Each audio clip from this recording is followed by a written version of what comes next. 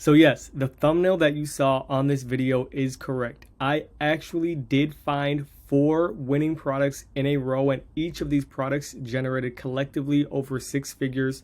And in this video, I'm going to go over my process on how I find these products, and I'll be talking directly to you as if you were in my mentoring program and if you were one of my students.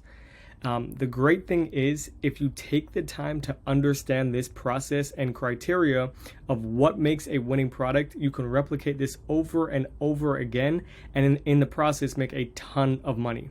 Now, here are the exact steps that I would take if I was starting over with the knowledge that I have now. So, finding winning products step by step. So the first thing that you're going to want to do is compile your list. Now, compiling a list of products that are currently performing well. You can do this by using product spy tools like AdSpy, Drop I Spy, or Drop a Spy, I don't know how to pronounce it, or Facebook Ad Library. But the purpose of doing this is so that you can see a consistent proof of concept across multiple products, and that way you can start to identify what types of products are performing well.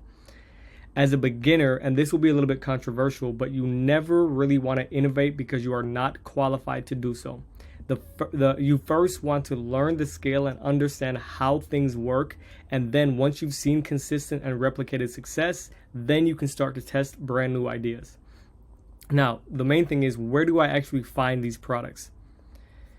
So 2 of the 4 back-to-back winners that I mentioned at the beginning of this video came from searching AliExpress and then cross-referencing that product that I found on AliExpress on Facebook Ad Library or AdSpy. For these first two products, it was cross-referencing it to Ad Library, and then the second of the 4 was AdSpy. So this is exactly what you want to do. When initially trying to find the product, you want to go to AliExpress and start typing in keywords. So for example, fishing, baby, pets, fitness. You want to kind of stick to those niches and start scrolling through the page until you find something that fits the winning product criteria. And I'm going to go through what that is, the winning product criteria is, in just a moment. But once you find something that fits the criteria, then go to AdSpy or Ad Library and find that product and cross-reference it to see if there's a proven concept for this product.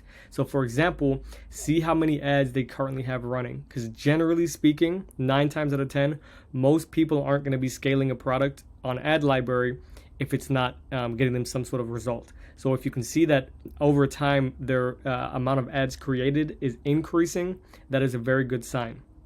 You can also check out the product store, see if it looks professional, see how many reviews. That will give you somewhat of a gauge. But then what, like a really dead giveaway, is using AdSpy because they have additional data that you can look at, like how many daily traffic, how much that store is doing in revenue per month. So it makes it super easy. Now, the super important thing is to start picking the right products. And this is the winning product criteria that I use. So if you're watching this video and you don't know me, you're probably thinking, how is this guy qualified to speak to me about a winning product criteria? And at this point, I've personally generated close to 7 figures across multiple different Shopify stores.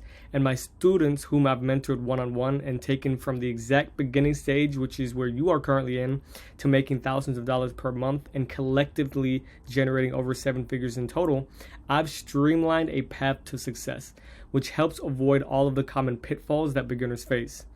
If you want to see this in more detail, I have an hour video case study with a student of mine that I took from 0 to 40,000 per month, and we literally go through everything.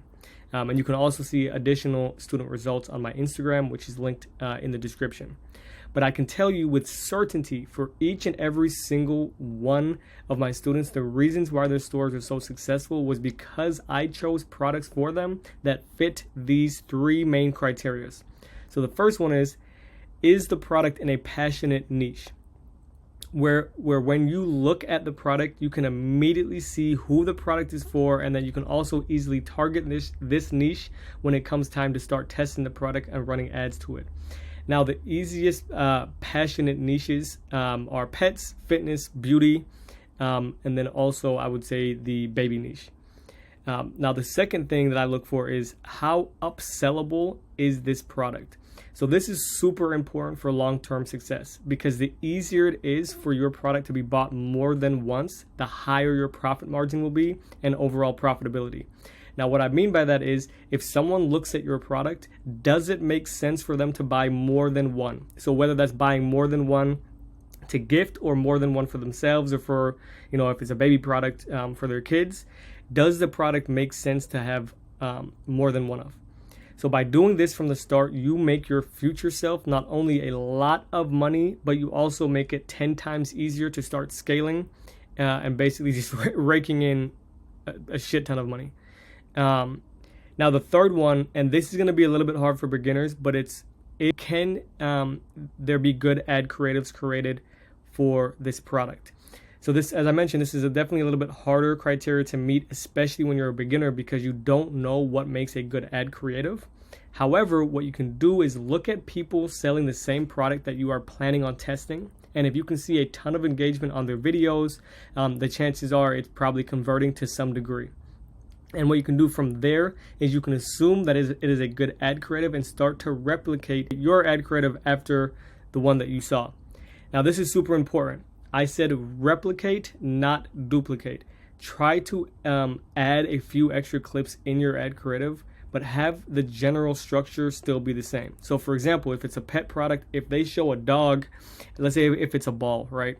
If they show a dog jumping, catching the ball as the first clip, I would have that as the first clip as well. Then what you want to do is in between that first clip and the second clip that is in the original video, add an additional clip in between that kind of breaks it up. So as I mentioned, the general structure of the ad creative is the same. It's just going to be some added in content so that you're not copying them, because that's not what you want to do. Now, if you found value in this video and want to be a part of a dropshipping community and be mentored one-on-one by myself from the very start of your journey to the scaling phase and eventually the branding phase, click the link in the description and schedule a consultation call with myself, and we'll chat and see if you'd be a good fit to start working together.